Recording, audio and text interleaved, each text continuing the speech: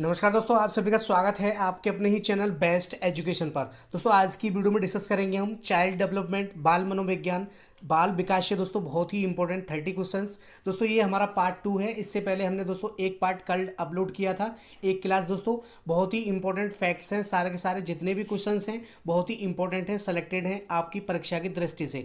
आप दोस्तों सीटेट की तैयारी कर रहे हैं, सीटेट जुलाई 2024 के लिए बहुत ही इंपॉर्टेंट है। यूपी टेट हो गया, सुपर टेट हो गया, रीट हो गया, जितने भी आपके टेट से संबंधित एग्जाम हैं, जितने भी आपके टीचर से संबंधित एग्जाम हैं, सभी के लिए समान रूप से इंपॉर्टेंट है सारे क्वेश्चंस। तो वीडियो को अंत तक जरूर देखें, वीडियो को लास्ट तक देखना, वीडियो को पूरा वॉच करना। दोस्तों लास्ट में कमेंट करके जरूर बताना कि वीडियो कैसा रहा। बहुत ही इंपॉर्टेंट और सेलेक्टेड फैक्ट्स हैं दोस्तों, क्वेश्चंस और आंसर हैं। ठीक है, कम से कम समय में अधिक से अधिक तैयारी। ठीक है, सारे क्वेश्चंस बहुत ही इंपॉर्टेंट है सभी परीक्षाओं के लिए। तो आप लोग अच्छे से तैयार कीजिएगा और लास्ट में कमेंट करके मुझे जरूर बताना कि वीडियो दोस्तों कैसा रहा। ठीक है दोस्तों, और वीडियो को शेयर भी कीजिएगा। सारे क्वेश्चंस बहुत ही इंपॉर्टेंट है सीडीपी से। ठीक है, तो चलिए शुरू करते हैं आज का अपना इंपॉर्टेंट वीडियो इंपॉर्टेंट क्वेश्चंस के साथ। टॉप 30 क्वेश्चंस को डिस्कस करेंगे सीडीपी से। ठीक है, चलिए क्वेश्चन नंबर 1 है दोस्तों हमारा, 3 से 6 वर्ष के बालक प्राय अर्ध सपनों में रहते हैं, किसने कहा? ये दोस्तों कोटेशन किसका है, किसकी परिभाषा है, किसने दी है दोस्तों? ये 3 से 6 वर्ष के बालक प्राय अर्ध सपनों में रहते हैं, ये दोस्तों किसने कहा था? तो दोस्तों ये थॉर्नडाइक ने कहा था। किसने कहा था दोस्तों? थॉर्नडाइक ने। ये जो कोटेशन है, ये दोस्तों वाक्य है, ये हमारा थॉर्नडाइक ने दिया था। ठीक है, चलिए आगे देखते हैं क्वेश्चन नंबर 2। क्वेश्चन नंबर 2 है, शैशवावस्था सीखने का अनोखा काल है, किसने कहा? अनोखा काल किसने माना? शैशवावस्था को सीखने का अनोखा काल दोस्तों किसने कहा है? तो दोस्तों ये वैलेंटाइन ने कहा है। ठीक है, चलिए आगे देखते हैं क्वेश्चन नंबर 3। क्वेश्चन नंबर 3 है, थॉर्नडाइक ने सीखने के कितने मुख्य नियम दिए? दोस्तों थॉर्नडाइक ने सीखने के जो मुख्य नियम दिए थे वो दोस्तों 3 दिए थे। कितने दिए थे दोस्तों? 3। ठीक है, पहला है आपका तत्परता का नियम, दूसरा है अभ्यास का नियम और तीसरा है दोस्तों प्रभाव का नियम। उन्होंने थॉर्नडाइक ने दोस्तों सीखने के कितने मुख्य नियम दिए? तो दोस्तों 3 नियम दिए थे और दोस्तों पाँच आपके गौण नियम दिए थे। सीखने के 5 गौण नियम भी दिए थे और मुख्य नियम 3 दिए थे, ये आप याद रखिएगा। ठीक है, कौन कौन से हैं? तत्परता का नियम। ठीक है, जब तक बच्चा पढ़ने के लिए तत्पर नहीं होगा तब तक हम उसको नहीं पढ़ा सकते। ठीक है, अभ्यास का नियम दोस्तों, अभ्यास से बच्चे बहुत जल्दी सीखते हैं। जितना अभ्यास करेंगे किसी चीज़ का बहुत ही अच्छे से आप लोग अधिगम करेंगे, लर्निंग करेंगे। प्रभाव का नियम दोस्तों, चीज़ों से प्रभाव भी पड़ता है। ठीक है, सामने वाला जैसे कोई बड़ा पढ़ रहा है तो बच्चा अगर उसको देखेगा तो उस पर भी प्रभाव पड़ेगा, वो भी दोस्तों उसी प्रकार से पढ़ेगा। ठीक है, तो यहाँ पर 3 नियम दिए थे मुख्य नियम थॉर्नडाइक ने सीखने के, तत्परता का नियम, अभ्यास का नियम और दोस्तों प्रभाव का नियम। याद रखिएगा, बहुत ही इंपॉर्टेंट क्वेश्चन है, पूछ लिया गया, कई बार पूछा गया है, यूपी टेट में कई बार पूछा गया है। ठीक है, चलिए आगे देखते हैं क्वेश्चन नंबर 4। किंडरगार्टन विधि के प्रतिपादक कौन है? तो दोस्तों किंडरगार्टन विधि के जो प्रतिपादक हैं वो है दोस्तों आपके फ्रोवेल। ठीक है दोस्तों, कौन है? फ्रोवेल। चलिए आगे देखते हैं क्वेश्चन नंबर 5। क्वेश्चन नंबर 5 है, ब्रेल लिपि के प्रतिपादक कौन है? दोस्तों ब्रेल लिपि के जो प्रतिपादक हैं वो है दोस्तों आपके लुईस ब्रेल। ठीक है, कौन है दोस्तों? Louis Braille. चलिए आगे देखते हैं क्वेश्चन नंबर 6। क्वेश्चन नंबर 6 है, जन्म के समय शिशु की औसत लंबाई कितनी होती है? इंपॉर्टेंट क्वेश्चन है दोस्तों, जन्म के समय शिशु की औसत लंबाई दोस्तों कितनी होती है? तो दोस्तों ये 51 सेंटीमीटर होती है। कितनी होती है दोस्तों? 51 सेंटीमीटर। ठीक है, याद रखिएगा, बहुत ही इंपॉर्टेंट क्वेश्चन है। जितने भी फैक्ट करा रहा हूँ टोटल आपके क्वेश्चंस देखने के लिए जरूर मिलेंगे। ठीक है, क्वेश्चंस आंसर हैं, ज़्यादा समय नहीं लगेगा, 10 से 12 मिनट का वीडियो रहेगा, आपका रिवीजन बहुत ही अच्छा हो जाएगा। ठीक है, बहुत ही इंपॉर्टेंट फैक्ट है दोस्तों आपकी परीक्षा की दृष्टि से। सीटेट 2024 के लिए इंपॉर्टेंट है, सभी परीक्षाओं के लिए इंपॉर्टेंट है, जितने भी आपके टीचर से संबंधित एग्जाम होते हैं। तो वीडियो को अंत तक देखना और दोस्तों तक जरूर पहुंचाना, वीडियो को अपने दोस्तों तक दोस्तों जरूर शेयर करना। ठीक है, रोजाना 3 बजे हमारी दोस्तों सीडीपी की क्लास आएगी। ठीक है, आपकी अब जो नेक्स्ट क्लास आएंगी दोस्तों तो वो आपकी कॉन्सेप्ट वाइज भी होंगी और दोस्तों ऑब्जेक्टिव वाली भी होंगी, बहुविकल्पी क्वेश्चंस भी आपको कराऊंगा, टेस्ट भी जरूर लगाएंगे। ठीक है, चलिए आगे देखते हैं क्वेश्चन नंबर 7। क्वेश्चन नंबर 7 है, जन्म के समय शिशु का भार कितना होता है? जन्म के समय शिशु का भार कितना होता है? तो दोस्तों लगभग 3 kg होता है, 3 किलोग्राम होता है, याद रखिएगा। ठीक है दोस्तों, चलिए आगे देखते हैं क्वेश्चन नंबर 8। क्वेश्चन नंबर 8 है, शैशवावस्था में पूर्ण मस्तिष्क का कितना प्रतिशत विकास हो जाता है? शैशवावस्था में पूर्ण मस्तिष्क का कितने प्रतिशत विकास हो जाता है? तो दोस्तों सबसे ज़्यादा जो विकास होता है मस्तिष्क का वो शैशव अवस्था में ही होता है। ठीक है, 90% विकास हो जाता है। ठीक है दोस्तों, कितना हो जाता है 90%। और सबसे ज़्यादा जो बच्चे का जो शारीरिक विकास होता है वो भी आपका दोस्तों शैशव में सबसे ज़्यादा होता है, ये आप याद रखिएगा। ठीक है दोस्तों, चलिए आगे देखते हैं क्वेश्चन नंबर 9। क्वेश्चन नंबर 9 है बुद्धि लब्धि निकालने का सूत्र है। बुद्धि लब्धि निकालने का सूत्र दोस्तों क्या है? तो दोस्तों ये है आपका मानसिक आयु बटे वास्तविक आयु गुणा 100। ठीक है दोस्तों, मानसिक आयु बटे वास्तविक आयु गुणा 100, ये आप याद रखिएगा। ये सूत्र आपका पूछा गया है कई बार परीक्षाओं में, तो आप इसको याद रखिएगा। बुद्धि लब्धि निकालने का ये सूत्र है। ठीक है, एम ए बटे सी ए गुणा 100। चलिए आगे देखते हैं क्वेश्चन नंबर 10। क्वेश्चन नंबर 10 है सीखने की वह अवधि जब सीखने की प्रक्रिया में कोई उन्नति नहीं होती कहलाती है। ठीक है, सीखने की वह अवधि जब सीखने की प्रक्रिया में कोई उन्नति नहीं होती है, मतलब जो लर्निंग होती है वो दोस्तों रुक जाती है, ना तो आगे बढ़ती है ना ही पीछे उठती है। ठीक है, सीखने की जो वह अवधि उसको क्या कहते हैं? तो दोस्तों उसको सीखने का पठार कहा जाता है। क्या कहा जाता है दोस्तों? सीखने का पठार। जब सीखने की वह अवधि जब सीखने की प्रक्रिया में कोई भी उन्नति नहीं होती, बच्चा किसी भी प्रकार से कुछ भी नहीं सीखता है, वहीं पर स्थिर हो जाती है, तो उसको दोस्तों हम सीखने का पठार कहते हैं। क्या कहा जाता है? सीखने का पठार। चलिए आगे देखते हैं क्वेश्चन नंबर 11। क्वेश्चन नंबर 11 है मूल प्रवृत्तियों को 14 प्रकार से किसने वर्गीकृत किया है? दोस्तों मूल प्रवृत्तियों की जो संख्या बताई है वो दोस्तों 14 बताई है। किसने बताई दोस्तों? मैकडूगल के अनुसार, मैकडूगल ने। ठीक है दोस्तों, मूल प्रवृत्तियों को 14 प्रकार से किसने वर्गीकृत किया है? तो दोस्तों मैकडूगल ने किया है। मैकडूगल दोस्तों आपके अमेरिका के वैज्ञानिक थे, ये भी आप याद रखिएगा, पूछ सकता है। चलिए आगे देखते हैं क्वेश्चन नंबर 12। क्वेश्चन नंबर 12 है मानसिक आयु का प्रत्यय दिया मानसिक आयु का प्रत्यय दिया था। तो दोस्तों ये विनय साइमन ने दिया था। ठीक है दोस्तों, किसने दिया था? विनय साइमन ने। चलिए आगे देखते हैं क्वेश्चन नंबर 13।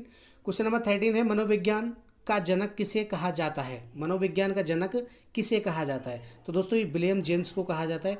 विलियम जेम्स को मनोविज्ञान का जनक माना जाता है। ठीक है दोस्तों, चलिए आगे देखते हैं क्वेश्चन नंबर 14। क्वेश्चन नंबर 14 है शिक्षा वह है जो मुक्ति दिलाए, किसने कहा? शिक्षा वह है जो मुक्ति दिलाए, किसने कहा? तो दोस्तों ये शंकराचार्य ने कहा था। ठीक है दोस्तों, किसकी लाइन है दोस्तों? ये शंकराचार्य की। चलिए आगे देखते हैं क्वेश्चन नंबर 15। क्वेश्चन नंबर 15 है जेडपीडी का पूरा नाम, पूर्ण रूप है दोस्तों, पूरा नाम क्या है जेडपीडी का? बहुत ही इंपॉर्टेंट क्वेश्चन है, कई बार पूछा गया है। ZPD zone of proximal development. ठीक है दोस्तों, इसकी जो फुल फॉर्म होती है, फुल फॉर्म पूछ ली जाती है, जोन ऑफ प्रॉक्सिमल डेवलपमेंट। ये आप याद रखिएगा, बहुत ही इंपॉर्टेंट क्वेश्चन है दोस्तों। चलिए आगे देखते हैं क्वेश्चन नंबर 16। क्वेश्चन नंबर 16 है व्यक्तिगत भिन्नता का प्रयोग सर्वप्रथम किसने किया था? बहुत ही इंपॉर्टेंट क्वेश्चन है दोस्तों। व्यक्तिगत भिन्नता का प्रयोग सर्वप्रथम किसने किया था? तो दोस्तों ये गाल्टन ने किया था। ठीक है दोस्तों, किसने किया था? गाल्टन ने। चलिए आगे देखते हैं क्वेश्चन नंबर 17। क्वेश्चन नंबर 17 है प्रथम शैक्षिक मनोवैज्ञानिक किसे माना जाता है? मैंने आपको कल भी बताया था, प्रथम शैक्षिक मनोवैज्ञानिक किसे माना जाता है? तो दोस्तों थॉर्नडाइक को प्रथम शैक्षिक मनोवैज्ञानिक कहा जाता है। ठीक है दोस्तों, तो यहाँ पर हमारा थॉर्नडाइक सही हो जाएगा। चलिए आगे देखते हैं क्वेश्चन नंबर 18। क्वेश्चन नंबर 18 है टीएटी परीक्षण किसका मापन करता है? टेट जो परीक्षण है ये दोस्तों किसका मापन करता है? बुद्धि का करता है क्या? नहीं, व्यक्तित्व का मापन करता है। ठीक है दोस्तों, किसका करता है? व्यक्तित्व का मापन। टेट परीक्षण किसका मापन करता है? व्यक्तित्व का मापन करता है। ठीक है, चलिए आगे देखते हैं दोस्तों। वीडियो को शेयर जरूर कीजिएगा, वीडियो को लाइक कीजिए। ठीक है दोस्तों, में शेयर जरूर करें, बहुत ही इंपॉर्टेंट क्वेश्चंस हैं। क्वेश्चंस को आप लोग अच्छे से तैयार कर लीजिए, जरूर बेनिफिट मिलेगा यहाँ से दोस्तों। ठीक है, वीडियो को शेयर करें और दोस्तों चैनल पर पहली बार है तो चैनल को सब्सक्राइब कर लीजिए, साथ में बेल आइकन प्रेस कर लीजिए जिससे कि सभी वीडियोस का नोटिफिकेशन आपको सबसे पहले मिले। दोस्तों मैं आपके लिए उत्तर प्रदेश पुलिस के लिए भी क्लासेस चला रहा हूँ। रोजाना 11 बजे हमारी जीके की क्लास आती है। ठीक है, और शाम को 8:30 बजे हिंदी का मॉक टेस्ट आता है, तो आप लोग जरूर जुड़िएगा। शाम को 8:30 बजे हिंदी का मॉक टेस्ट जरूर लगाइए उत्तर प्रदेश पुलिस के लिए। वैसे वो सभी परीक्षाओं के लिए समान रूप से इंपॉर्टेंट है, क्योंकि सीटेट में भी आपका हिंदी पूछा जाता है। ठीक है, यूपी टेट में भी पूछा जाता है, सभी टेट से संबंधित जितने भी एग्जाम होते हैं सब में हिंदी पूछा जाता है, तो जरूर जुड़िएगा। शाम को 8:30 बजे हिंदी के मॉक टेस्ट हैं। ठीक है, चलिए क्वेश्चन नंबर 19 है रोरसा स्याही धब्बा परीक्षण में प्रयुक्त कार्डों की संख्या है। रोरसा स्याही धब्बा परीक्षण, दोस्तों रोरसा स्याही धब्बा परीक्षण जो है इसमें दोस्तों प्रयुक्त कार्डों की संख्या कितनी होती है? तो दोस्तों इसमें 10 कार्ड होते हैं। कितने होते हैं दोस्तों? 10 कार्ड होते हैं टोटल। चलिए आगे देखते हैं क्वेश्चन नंबर 20। क्वेश्चन नंबर 20 है किशोर अवस्था की आयु सीमा क्या है? किशोर अवस्था की आयु सीमा क्या है? तो दोस्तों ये 12 से 18 वर्ष होती है। 12 से 18 वर्ष के जितने भी बच्चे होते हैं वो दोस्तों किशोर अवस्था के अंतर्गत आते हैं। ठीक है, चलिए आगे देखते हैं क्वेश्चन नंबर 21। क्वेश्चन नंबर 21 है डिसलेक्सिया किससे संबंधित है? इंपॉर्टेंट क्वेश्चन है दोस्तों, डिसलेक्सिया किससे संबंधित है? दोस्तों ये विकार है। विकारों से एक वीडियो में आपके लिए बना दूंगा, जितने भी विकार हैं सभी से क्वेश्चन बनते हैं दोस्तों, सीटेट में पूछे जाते हैं, तो आप लोगों के लिए मैं उस वीडियो को जरूर लेकर के आऊँगा। डिसलेक्सिया पूछा गया है हमसे यहाँ पर, डिसलेक्सिया किससे संबंधित है? तो दोस्तों ये पढ़ने की अक्षमता से भी संबंधित है, पढ़ने से संबंधित विकार है दोस्तों ये। इसमें दोस्तों चीज़ों को पढ़ने में दिक्कत होती है बच्चे के लिए। ठीक है, तो पढ़ने से संबंधित है दोस्तों ये डिसलेक्सिया। चलिए आगे देखते हैं क्वेश्चन नंबर 22। क्वेश्चन नंबर 22 है सामाजिक अधिगम सिद्धांत के प्रतिपादक हैं। सामाजिक अधिगम सिद्धांत के प्रतिपादक दोस्तों कौन है? तो दोस्तों सामाजिक अधिगम का जो सिद्धांत दिया है वो दोस्तों अल्बर्ट वंडूरा ने दिया है। किसने दिया है दोस्तों? अल्बर्ट वंडूरा। और कब दिया था? 1977 में। दोस्तों अल्बर्ट वंडूरा जो है ये कहाँ के निवासी थे? तो दोस्तों ये आपके कनाडा के निवासी थे। ठीक है, इन्होंने बताया दोस्तों बच्चा जो है वो अनुकरण के माध्यम से सीखता है, नकल के माध्यम से सीखता है। ठीक है दोस्तों, इन्होंने अपने सिद्धांत में यही बताया है कि बच्चा जो है देख करके सीखता है। उन्होंने दोस्तों अपना जो सिद्धांत दिया है वो दोस्तों अनुकरण के माध्यम से ही है। ठीक है, बालक अनुकरण के माध्यम से सीखता है। तो अल्बर्ट वंडूरा ने बताया दोस्तों सामाजिक अधिगम का सिद्धांत, याद रखिएगा, बहुत ही इंपॉर्टेंट है। चलिए आगे देखते हैं क्वेश्चन नंबर 23। क्वेश्चन नंबर 23 है थॉर्नडाइक ने सीखने के कितने गौण नियम बताए? अभी मैंने आपको ऊपर बताया था दोस्तों, मुख्य नियम 3 दिए थे। ठीक है दोस्तों, तत्परता का नियम, अभ्यास का नियम और दोस्तों प्रभाव का नियम। मुख्य जो नियम थे वो 3 थे और गौण नियम दोस्तों आपके 5 दिए थे। कितने दोस्तों? 5। थॉर्नडाइक ने सीखने के कितने गौण नियम दिए? तो दोस्तों 5 बताए हैं। पहला है दोस्तों आपका बहु अनुक्रिया का नियम, दूसरा है मानसिक वृत्ति का नियम, तीसरा है तत्व प्रबलता का नियम, चौथा है अनुरूपता का नियम और पांचवा है दोस्तों आपका सहचारात्मक स्थानांतरण का नियम। ठीक है, ये 5 नियम दिए थे उन्होंने, गौण नियम दिए थे सीखने के। चलिए आगे देखते हैं क्वेश्चन नंबर 24।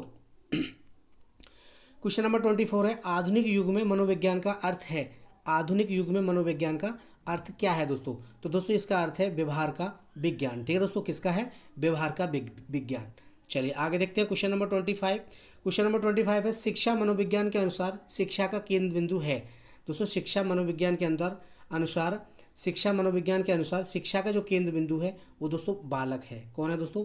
बालक। ठीक है दोस्तों, शिक्षा जो है बालक के लिए है, बालक शिक्षा के लिए नहीं है। ठीक है, शिक्षा किसके लिए है? बालक के लिए। तो मुख्य केंद्र बिंदु कौन माना गया है? बच्चा ही माना गया है। ठीक है, तो यहाँ पर हमारा बालक सही हो जाएगा। चलिए आगे देखते हैं क्वेश्चन नंबर 26।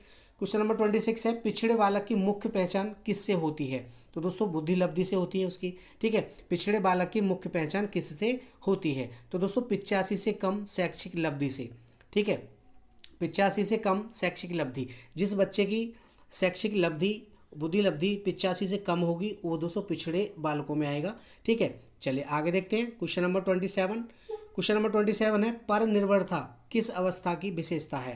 पर निर्भरता किस अवस्था की विशेषता है? तो दोस्तों ये शैशवावस्था की विशेषता है, क्योंकि दोस्तों पर निर्भरता का मतलब होता है बच्चा दूसरों पर आश्रित होता है, अपने से कुछ नहीं कर पाता। ठीक है दोस्तों, जैसे कोई भी काम होगा वो बड़े ही करेंगे, वो दूसरों पर ही आश्रित होता है। ठीक है दोस्तों, नहलाना, खिलाना, पिलाना, चलना, सब कुछ जो भी होता है वो बच्चा शैशवावस्था में जब बच्चा होता है वो दूसरों पर ही आश्रित होता है, कुछ नहीं कर सकता अपनी तरफ से। ठीक है, तो यहाँ पर शैशवावस्था हो जाएगा। पर निर्भरता किस अवस्था की विशेषता है? तो दोस्तों शैशवावस्था की। चलिए आगे देखते हैं क्वेश्चन नंबर 28। क्वेश्चन नंबर 28 है बुद्धि का द्विकारक सिद्धांत किसने दिया? बुद्धि का द्विकारक सिद्धांत दोस्तों किसने दिया था? तो दोस्तों ये स्पीयरमैन ने दिया था। एक कारक सिद्धांत, द्विकारक सिद्धांत। ठीक है, स्पीयरमैन ने दिया था। एक कारक सिद्धांत किसने दिया था? आप लोग कमेंट करके मुझे जरूर बताना।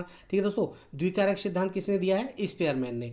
इन्होंने दोस्तों 2 प्रकार के कारक बताए, एक दोस्तों सामान्य कारक और दोस्तों एक विशिष्ट कारक। सामान्य कारक दोस्तों जो जी फैक्टर और दोस्तों विशिष्ट कारक को इन्होंने एस फैक्टर बताया। ठीक है, तो याद रखिएगा यहाँ पर बुद्धि का द्विकारक सिद्धांत किसने दिया? स्पीयरमैन ने दिया था। ठीक है, चलिए आगे देखते हैं क्वेश्चन नंबर 29।